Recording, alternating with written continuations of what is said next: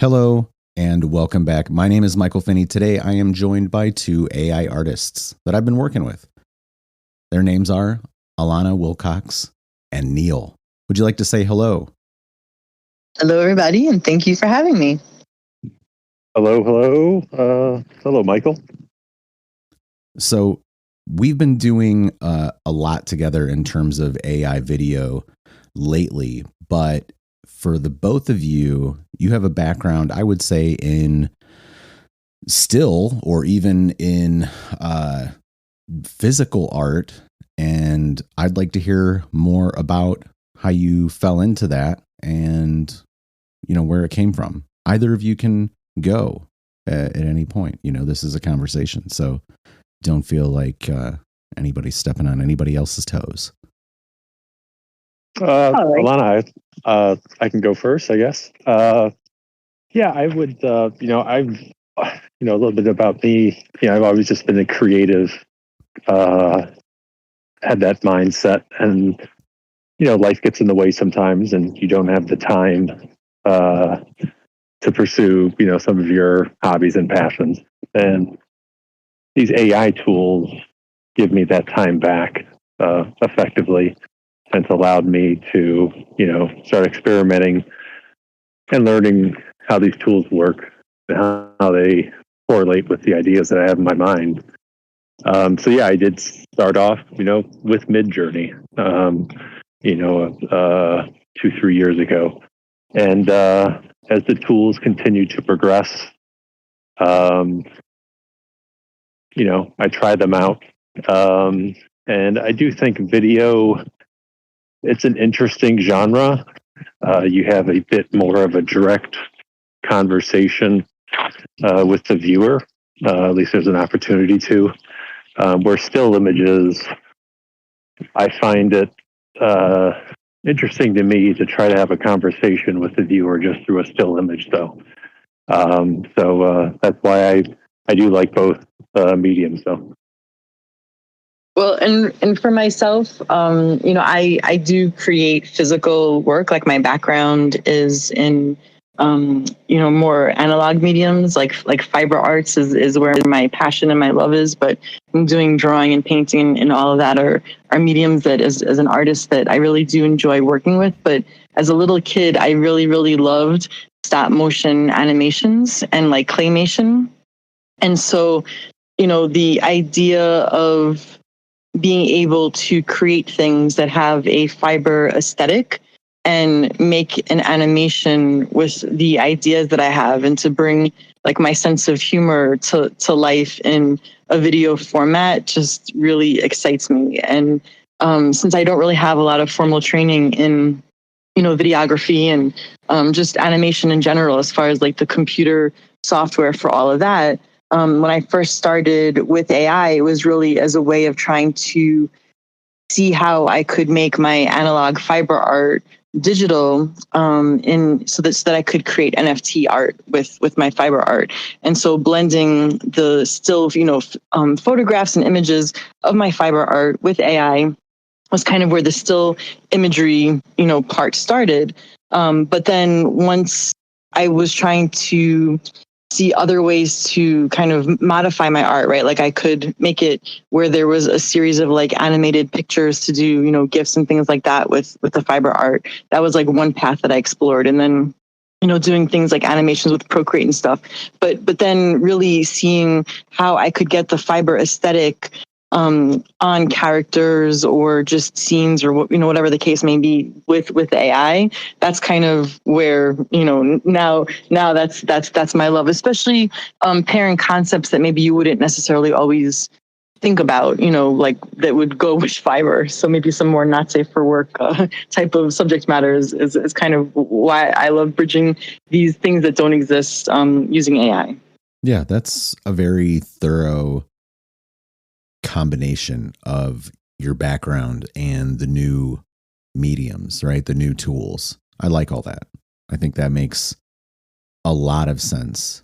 For me, I don't necessarily think of myself as a filmmaker or, maybe I don't really think of myself as anything particularly. I like to go between a bunch of different stuff. Whatever makes the most sense to deliver the message. I guess that's the right medium in general. Neal, are you telling us that you only started getting into visual art like 3 years ago? What else were you doing? You said you were always generally creative, so tell us a little about that. Yeah, that's correct. I mean, my first time, I guess, I ever created a, digital image, if you will, through prompting, was 3 years ago. But before that, I mean, as a kid, art was my favorite class, and I did that, outside of school and entered contests and whatnot for several years. But as I grew older through my teens, sports took over for a little bit, so that passion kind of went aside. I picked up arts again back in college as kind of a little hobby, classes that I would take as I went through college, and then picked up prompting about 3 years ago. Do you find any overlap between what you explored in your childhood and what you are doing now with artificial intelligence, machine learning mechanisms to create art? No, not really.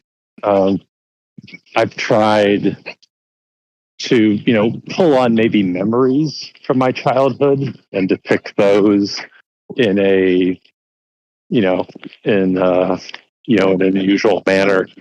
That would be the closest reference I would have to, tapping back into that. But so you guys were both winners of Chris and Keith's Guns Down, Cameras Up, Guns Down, even AI film competition. Tell us about that experience. Tell us about what you submitted. Tell us anything about those pieces that you think is important. Alanna, you can go first. Okay, cool. So the piece that I submitted, it's called Frog's Lament, and that was the first real animation that I tried to create that had a narrative, but also that I created in collaboration with my husband, Greg Wilcox, where he was creating the music for it. And that was really just a very steep learning curve, trying to actually push the AI to create images and scenes that I had in my head, right? So like a lot of times people think, oh, you just go and type in whatever words you want and poof, it's gonna show up. And sometimes you're lucky and the first thing that you type in, your prompt, you get it and it's wonderful. But when you're trying to do things that really haven't existed before, like when I was trying to create an anthropomorphic frog that's, holding a picture frame and stroking it with his fingers, right?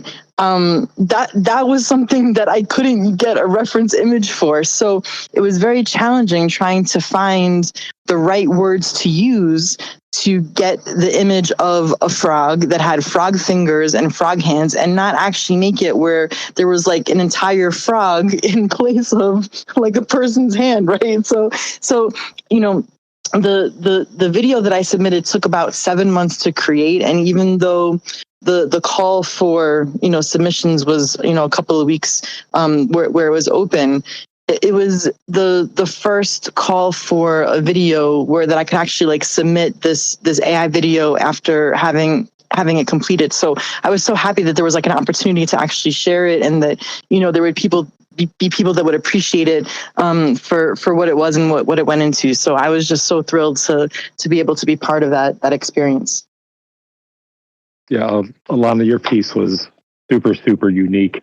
I loved watching it and watched it several times afterwards. Neal, tell us about yours. Yeah, this was my first, video open call I ever responded to. I saw that Chris mentioned it. I think when he initially mentioned it, I bookmarked it, but kind of never went back to it. and had forgotten about it. And then I was on a space with Chris, and he was kind of pleading for people to send in submissions. And then there was a bunch of submissions after that kind of happened. But that's when I kind of kicked it in to create hurdles. I read, the requirements and directions of open calls pretty closely, because that's what the judges or the people want. And there was one thing that it still sticks in my head. To tell a story, there has to be, an opening, conflict, and resolution, something along those lines. So that was my first time kind of ever thinking about making a video in that context, and kind of scripting it out and storyboarding it in my head. So yeah, my idea was not, I'll say, well, it's about death, and just kind of the ultimate conflict or the ultimate hurdle in your life you just can't get over. It's not a very fun video to watch and listen to, but it's something that was on my mind at the time, and I just kind of wanted to pursue and depict all of the challenges and hurdles that we come across in different phases of our life. So we had, a baby, we had your teenage years, your 30s and 40s, your elder times, and depicting what types of hurdles or challenges that you encounter during that. And then I recorded my own voice for the voiceover, kind of a 3-verse poem script that is meant to guide the viewer through the video. So, yeah, very good. Both good videos, solid and winners. We've been working on new pieces. You guys have been kicking out work pretty steadily over the last month and a half, and there have been some really great things that have come out. More to come, I assume, as well. What have you liked? What has worked for you during this process? What are maybe some of your favorite pieces that you've worked on along the way? Well, I just want to say, a great big thank you to Neal, because as being part of a group or a collective like this, it's been so great to, hear from people that are working with like the tools, but more in a cutting edge way, so that when new developments or new features are being added in different, programs, or just different tools are being made available, that the sharing of information about that makes it like it just feels like a very supportive environment, right? To be a creator in. And so like when Midjourney came out with making it where you could have, the character that you're creating be more similar like throughout your different generations, so that it doesn't keep changing the way that your characters look. That was a game changer. So now this animation that I'm working on with these cats, it actually looks like the same characters, all throughout. So, big thank you to Neal for sharing that, for me hearing about that from you first. And I think, to me, working in isolation as an AI artist, it can be very challenging, right? Because there are so many advancements and so many things that you don't really know like what's going on in all the different applications, because there's just so many coming out every day. So having this kind of group, as a resource has been, just phenomenal. And I can't wait to share the cat video that, fingers crossed, I'll be able to be finished with in the next week. Yeah, looking forward to it for sure. Yeah, and Alanna, thank you for that text to voice website. I'm definitely using that for my one project that whenever I get around to it, I'm slowly developing. But that's a great site, so thanks for that as well. Yeah, absolutely. I used it That's where I got Alan Rickman's voice. So it was super useful for me, in general. The thing about it was I had thought about doing the voiceover myself, but because I was writing lines on the go, the thinking was initially like, oh, well, I'll just have Alan Rickman read them. And then if I need to replace them, I can later on. But it got to the point where it was like, I actually really like what Alan is doing with this script. And it's starting to kind of create a vibe through the whole thing.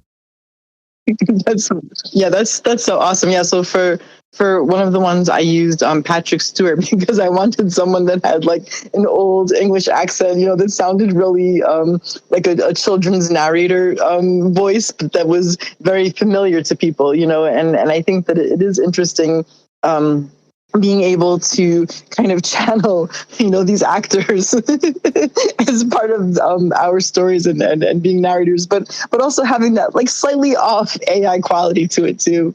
Yeah, I don't mind the imperfections. I know there are better generators out there, like 11 Labs, which is maybe the marquee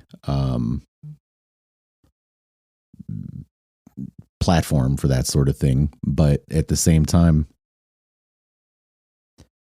the state of the art at any given point in time, whether you're working with like premium tools or you're working with free tools, they're little snapshots of what's going on within the space. And I think that is worthwhile to capture at the time, because eventually a lot of this stuff isn't going to be around or be accessible, or maybe it'll become cliche or uncool to use. I think the three of us in general, being folks that are using AI for our work, we all probably get some hate coming in or have conversations with folks that are anti-AI in one form or another.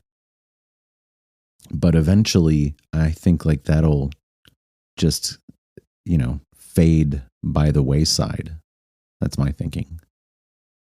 Oh, for sure. And, that's one of the double-edged swords, I think, about being someone that's a creative that wants to learn how to use new tools, right? Because you're like someone that's encountering a new paintbrush for the first time, or just, a new art medium, and you want to get excited about it.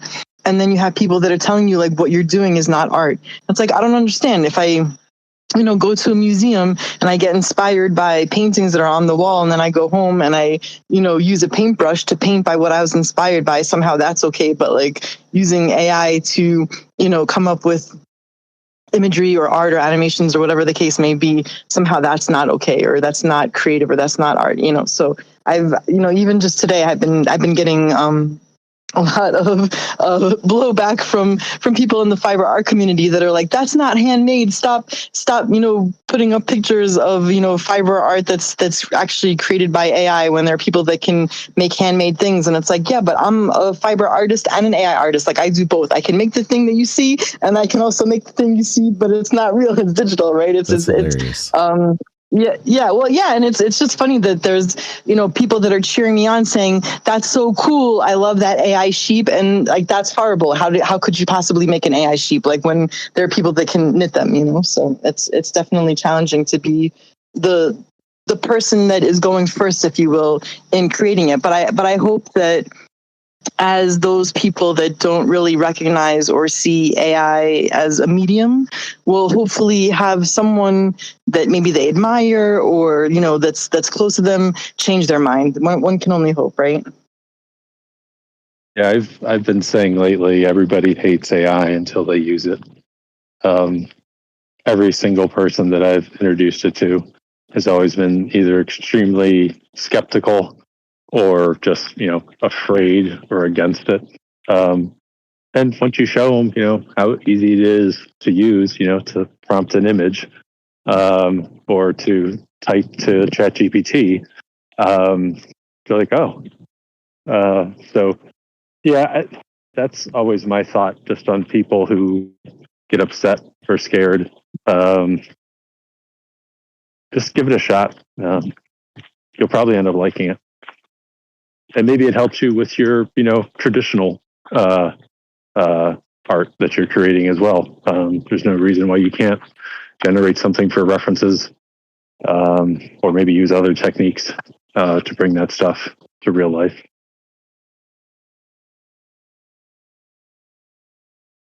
Yeah, that's fair. Alanna and I had actually talked a little bit about the back and forth between the digital and the physical, and how you can prototype things, or potentially even, and the prototyping goes both ways too, in the sense that you could create a physical thing, capture that, bring it into the digital space, and then utilize that as a character reference or a scene or anything really. And the same thing goes for if you want to be able to ideate within artificial intelligence in a rapid way before you dedicate resources and time to making it actual, physical objects in that same way. So I think most of the fear just kind of comes from being unfamiliar, like you're saying. And there's a lot of mongering that's going on in general. And, I don't disparage these people, that are looking out at the world and hearing about layoffs or the such and such types of jobs won't exist or something like that. That's all fair, I suppose, to a degree, but there will be new things that come along. And, if you're resourceful and industrious, I think you can just manufacture opportunities or outlets for yourself, regardless of what tools you're using. Who likes Excel that much? If Excel went away, would that be a crime? No, you're so right. And, I think like what you're speaking to too about like people being upset about AI replacing their jobs. The majority of artists that I think are upset are the ones that spent years and years honing their skills, right? As far as like executing something that requires a level of craftsmanship. So like if you're someone that does pen and ink art, and you had to like really master holding the pen and drawing lines and all of that, and now here comes along someone that can just use a prompt and make it look like this really well executed pen and ink drawing, then stylistically, yes, they're able to kind of capture that aesthetic.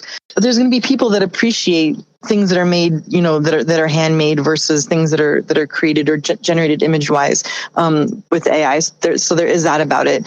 But I think it's really, like you were saying, to be creative, and it's incumbent upon the artist to come up with like new ideas, right? And so like if you're someone that is just really skilled at executing the use of a medium, but you don't have strong ideas, then that's where I think that those people might have a difficult time kind of figuring out where they fit into the whole new world, so to speak, with AI.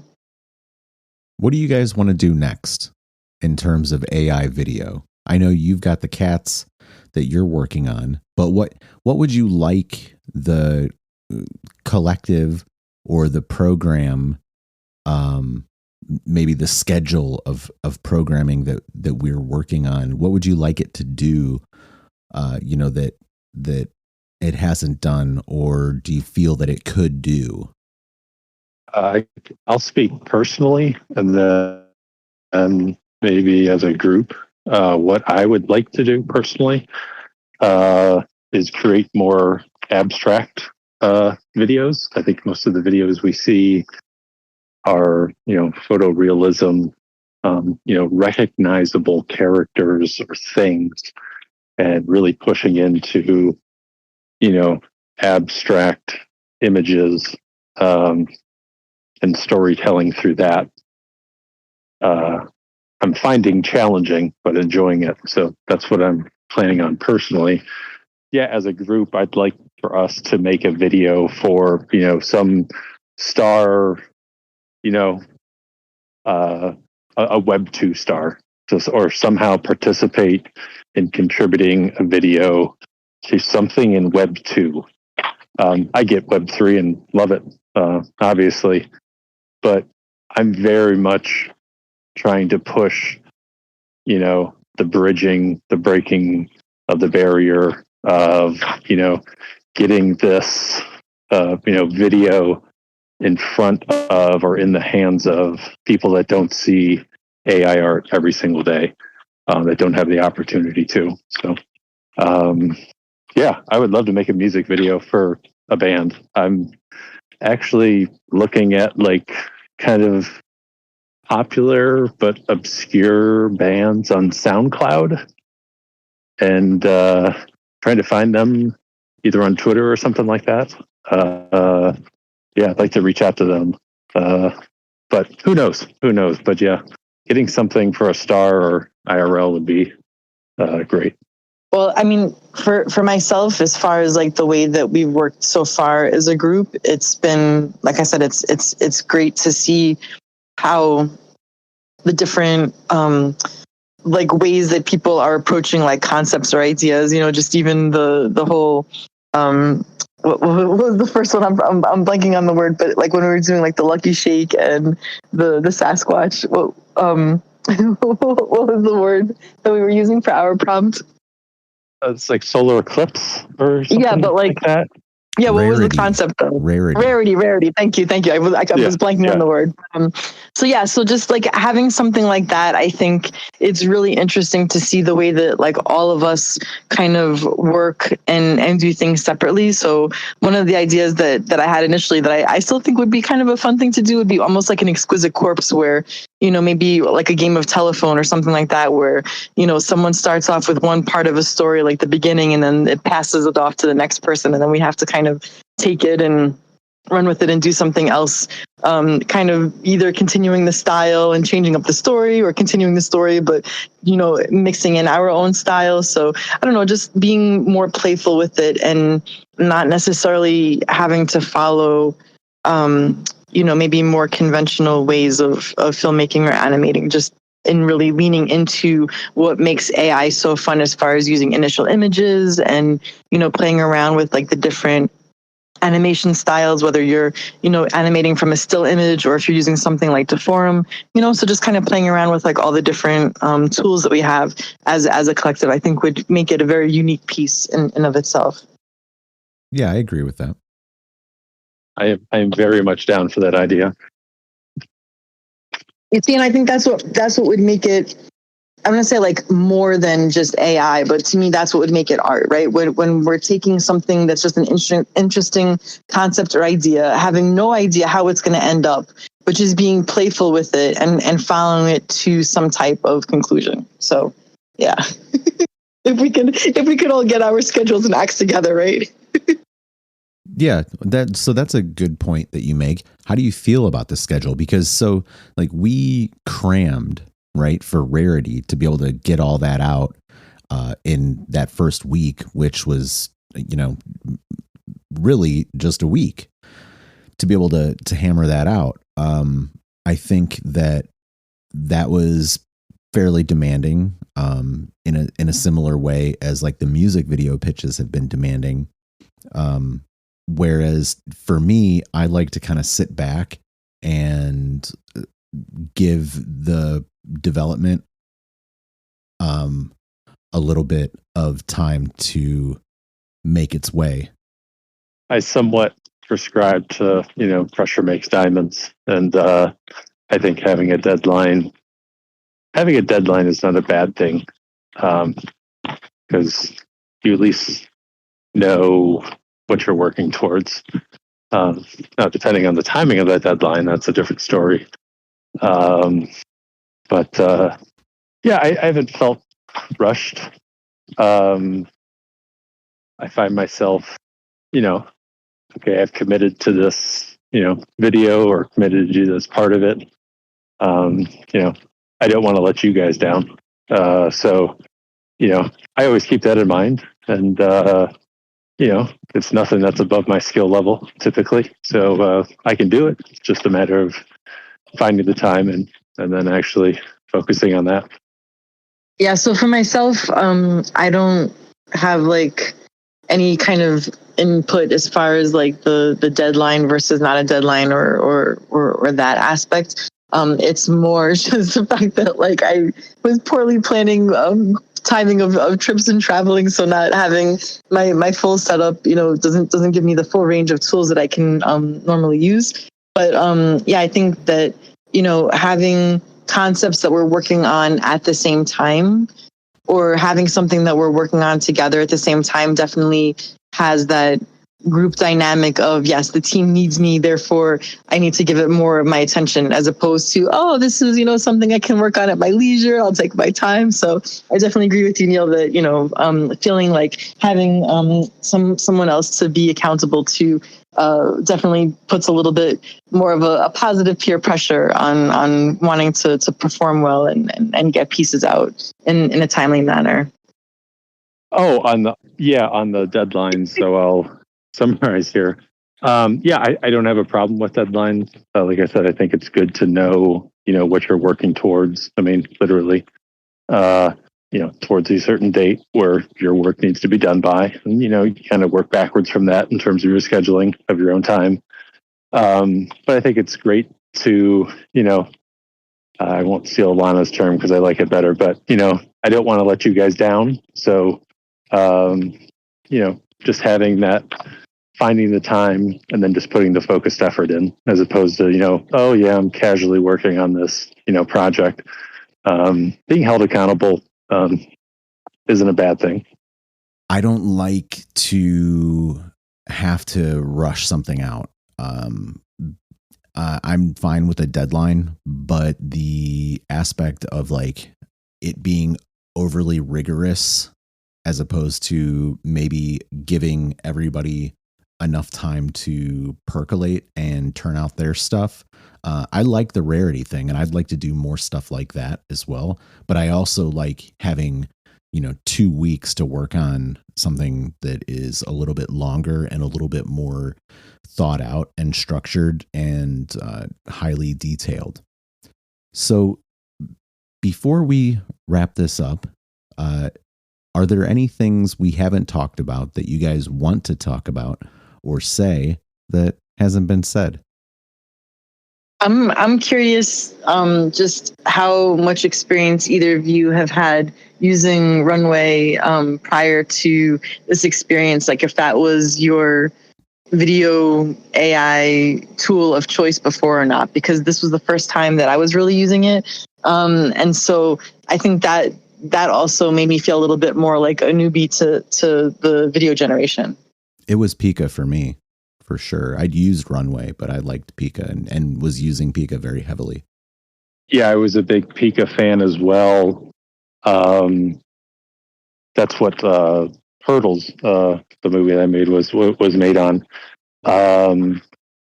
Yeah, I had maybe prompted Runway like twice when it first came out, and then never touched it again. And that said, I do think it is the premier video platform out there right now. Yeah, 100%. Yeah, and I've gotten better results out of Morph as I've been playing around with it. In fact, a couple of shots that I couldn't get in Runway, I was able to manufacture in Morph, partially because of content, but then also because of the model, I guess. So that there's, I guess, 3 shots that'll be from Morph that'll be in the longer cut of the doc. So that's been cool. As far as I'm concerned, like I want to go where it makes the most sense. But in terms of the breadth of the platform and the tooling, yeah, Runway is just a head and shoulders above everybody right now. Well, hey, any final thoughts when we'll wrap it up? Yeah, I'll just say, just for me personally, this, Web3 space, and then finding this niche in AI art, and finding even a deeper niche of a, good group of people that you can rely on. It's just been very helpful and therapeutic for me personally. So thanks to you guys, thanks to anyone else that ever listens to this. But It's just been an experience I would have never thought of, and couldn't be more thankful for AI art and the community. For sure, yeah. Just that I'm so appreciative that there are other people out there that get as excited about this stuff that I do, because then you can bring, what you're creating to these groups and just being like, oh my goodness, look what I just discovered. And there are other people that get as excited about it as you. To me, there's nothing better as a creative, both to be supported and cheered on by, your creative peers, but then also to be encouraged to even push yourself and to go even farther as an artist has been a really wonderful experience. Very good. Well, hey, thanks guys. Alanna, Neal, I appreciate you taking the time to talk, and we'll do it again before too long. Sounds good. Thanks for having us. Thanks, Michael.